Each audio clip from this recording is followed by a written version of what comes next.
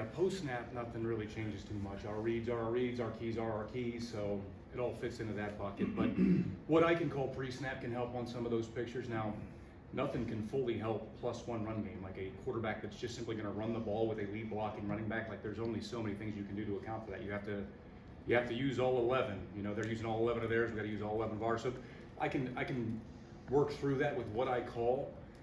But in terms of like pre-snap, this and that, we have our reads, we have our fits, get off blocks, make plays, attack. Go Mike and then Pete. Yeah, speaking to some of the guys up front this year, some of the guys that came over from JV, they said you've thrown a lot more at them, doing a lot more movement. Is that because you're more comfortable and have more experience with them coaching, multiple years with the guys at JV? And why do you like them so much, those stunts and twists and turns, and how they impact the offense? Or you think they impact the offense? Right. Well, to your first question, I think that's part of it. The reason that I've added more is because I've been with those guys for a long time, so they know what a loop game is. And like, how many times are you gonna call a loop, coach? You got anything else? So part of that is them wanting to do some different things. So that's part of it. And then two is I'm a big fan of angles. I want to create angles and picks and rolls. Like that's a good way of getting home and freeing guys up. So if I can find a new one that Coach Coons, Coach Buddha likes, the defensive lineman like, we'll try it. So that's the first part of the question. Secondly, why do I like it? I like to dictate the terms of where the quarterback's going to go. I can call jet, I can tell my defensive lineman, just rush, right? And they're all just running up the field, and they're hitting swims, and they're falling down. But why? Because then the quarterback gets to choose where he wants to go. He can step up into this gap, he can feel vertical surge, he can step up in the pocket. I don't want that. I want to tell him where he wants to go, right? Right-hand quarterbacks, maybe they want to escape to their throwing hand. Whatever the situation, the game plan is, but I can use stunts to kind of dictate the terms of the quarterback instead of vice versa. We'll go Pete and then Weaver. Okay, Bryant, the impact that Weston and Kamara have delivered this year, obviously you brought them in to do so, and they have. What makes them special? Well, they're both really hard workers. They're both great individuals. They both want to be great. They hold themselves to a very high standard. So that's the first thing. And then in terms of what they bring skill set wise, two different types of guys, but CJ is a big, powerful guy, and his role is so important because the nose guard in our defense, and in any defense for the most part, is at the center point of everything. He's taking on double teams. He's got to win that one-on-one against the center. It's important to win the middle of the defense, and CJ does that for us.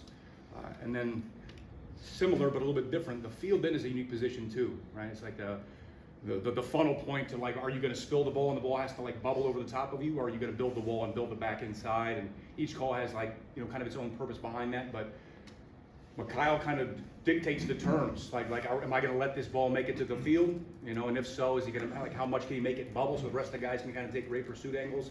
There's just they're very important roles, and those guys flourish in their roles. We'll stay on your left with Matt and then go to Todd. Coach Aiden Fisher's talked often about the connection you guys have, how you're just really in sync. How important has he been for you, come here to Indiana and implementing this defense and being in the middle, being the quarterback, the guy that's got the green dot or whatever it is, and just making everything work so well? Yeah, I get that one frequently. It's hard for me to put into words how important he's been. Yes, the green dot component and my trust in him, but also like his ability to convey to the other guys. I coach all the linebackers, but sometimes when Fish says, no, you're doing it wrong, you should do it like that. Like it coming from one of their teammates is different than Coach Haines yelling at me every single time that I misfit this thing. So he's helped me develop that room, and I'm proud of where that room is at now, the linebacker room. We got young guys that are coming along. But that wasn't just me. That Aiden was a part of that too. So he's part of the culture change here. He's part of my voice, my mouthpiece to the guys on the field. He's the green dot. He's the leader. He's the unquestioned leader. He knows what I want, and he's able to get it done. He gets his 10 teammates to play the right call. So he's I can't say enough good things about him and what he means to this defense. So Todd on your left and then Ravi. Kind of flowing along the same lines, all the guys you brought from JMU, you have one at least one at each level of the defense. What's that personal relationship like with those guys, and how is that kind of passed along from them to their teammates to the field? Yeah, I've known these guys for a long time. I was thinking about the other day. I've known James Carpenter since 2019. I was actually thinking it's gonna be weird being in a defense that doesn't have James Carpenter in it. We've been together for so long. So relationships are close, but that's the case with all the guys now. You know, I'm close with every single one of the players in my own way. It's not that different from a JMU guy to a guy that was here before. I love all those guys, and I'm hard on all those guys, and I want the best for all those guys. So that's the case in terms. But yeah, I love them. They've been great. They've changed the culture. You know, they're a huge part of what you're seeing right now in terms of the change of IU football. Is those guys that we brought from JMU, no question. Go third row left to Jeff, and then we'll go to Zoom for Adam. Yeah, Coach. Coach Signetti was talking about this a little bit a couple weeks ago. The whole fast, physical, relentless concept of the attack and the sit back. It's kind of like, when did you guys like decide? Okay, this is how we want to play. You guys watch another game, you watch your own team, or kind of what was the genesis of when you decided this is who we're going to be defensively? Yeah, I guess I just always felt like that's what I would want my defense to be, whether I was calling it or I've been with Coach Signetti for a long time. I started as a defensive line coach. Defensive line coach I'm not calling them defense, but what did I want my defensive line to be? I wanted to be fast, violent, physical, northbound. I wanted to play in their backfield. Right, so like I just took that and I became a linebacker coach. I wanted that to be part of the linebacker fits too. I wanted to be downhill, aggressive, slipping blocks, getting vertical, playing in their backyard. And so now I'm the defensive coordinator. I'm doing all of it. I want the same thing. So I guess that's never changed on my end. I don't know where like the phrase came from. I don't know where that generated, but in terms of philosophically, I think he and I just always, it's just who we are. It's who we are from a personality standpoint. We want to attack. Go to Adam on Zoom. Yeah, Brian, I just wondering, you guys have defended the run so well all year. What type of challenge is this in particular with a team that has multiple backs and a quarterback who obviously can attack you, and all of them are averaging over 5 yards a carry? What's the key to stopping that type of attack? Yeah, it's a very good rushing attack. I mean, I think it's 10th in the country overall, 224 yards a game, 6.3 a clip. I mean, you can't stop the run if they're going to run the quarterback. I mean, you'd have to overcommit so aggressively to stopping the run that you would put other parts of the defense in peril. So it's not necessarily about stopping the run. It's making the quarterback pay a toll every time he decides he doesn't want to run it. You know, and if that's 20 times, then that's 20 hits for the good guys. So, you know, they're a very good rushing attack. I like our front seven. I think we're aggressive at all levels. We have different things that we can do, whether it's blitzing or mixing the looks up, but he can run some, and he probably will, and he'll probably get some yards, but he'll also get a couple hits from the Hoosiers. We'll go to Zach B on your right, and then Daniel. Coach, when you're preparing for a Notre Dame team that has a good tight end and utilizes their tight end well, how do you kind of look back at maybe a game like Michigan where they like to use their tight end? How do you kind of prepare for that scheme-wise? Yeah, they use their tight ends in a different capacity than Michigan and even Nebraska and those guys, but you definitely have to account for them. Now, again, it's kind of like the same thing as the run fits, post snap. Like the rules are the rules. Like we account for the tight end in all of our defenses, all of our coverages. Having an awareness of where he's at, what his alignment might tell us. Those are some of the pre-snap indicators that can kind of help guide us into a better, cleaner reaction time to him getting the ball. But the coverages are the coverages. We're not going to overcompensate for their tight ends, but there's a healthy respect there for what they do with their tight ends. We'll go to Daniel on your right, and then Seth. On Mikhail, I want to say as someone who Sig mentioned in the fall, he realized this spring he had just reached a whole new level. I'm curious what it was or when you realized that he'd kind of ascended as he ultimately has.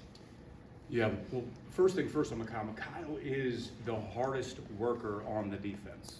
He's the hardest worker on the defense. He's the last guy off the practice field. So he's always looking for his own improvement, you know. And when did I start to notice, man, he's really flashing? He's always flashed ever since I've been with him.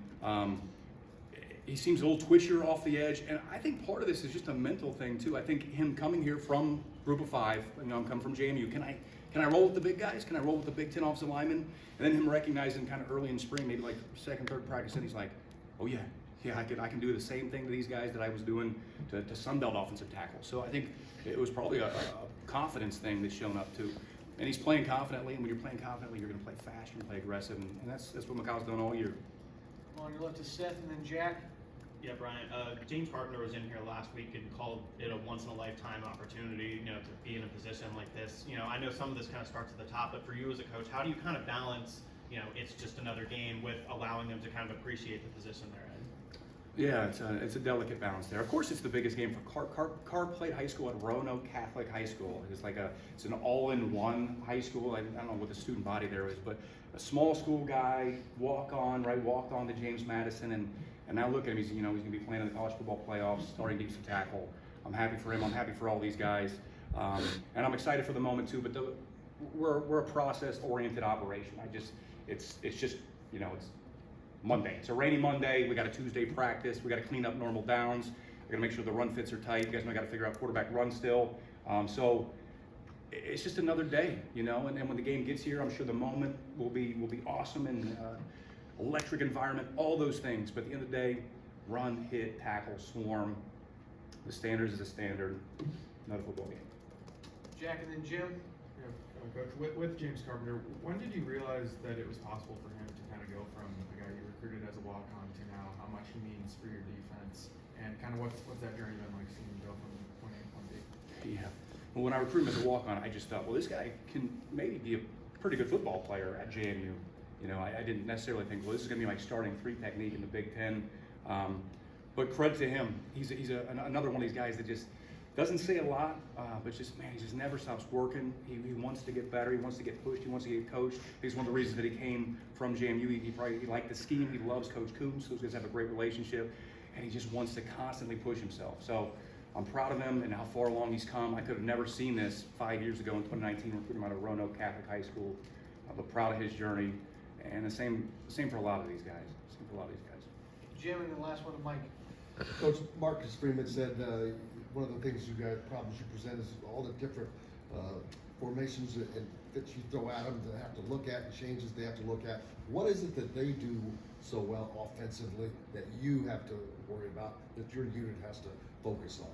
Yeah, well, they're a really well-coached offense. They're very balanced. I mentioned like 224 yards running per game. I think it's right at 200 passing a game. That's a very balanced offense. They're balanced even in their tendencies. Like typically what I do when I game plan somebody is I want to figure out how can I attack them. This formation is this. Boom, I can bring that pressure. Or this personnel grouping in that down distance, I can hit them with this. These guys are balanced. I think they do a really healthy job of self-scouting. They have a counter punch to anything that they throw at you.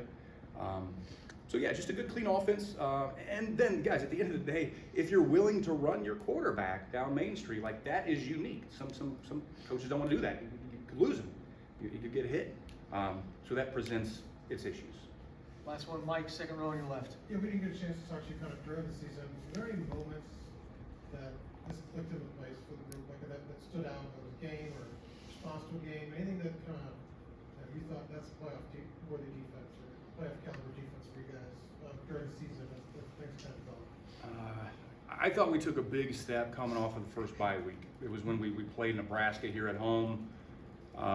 I thought the defense took a step there. We made a couple changes schematically. I changed a couple of things coverage-wise and shell rotation, disguise. The staff and I did. I thought we really did a good job of self-scouting and identifying a couple of flaws in our system, and we came up with a couple new ideas that really paid off. So that's to me when I felt like, okay, we have the complete package now, was the Nebraska game. Since then, it still hasn't been perfect. I don't know if it ever will be perfect, but it's a little bit closer to what I would deem as a legit defense. Great, thanks Brian. Thank you. Everybody. Thanks, guys.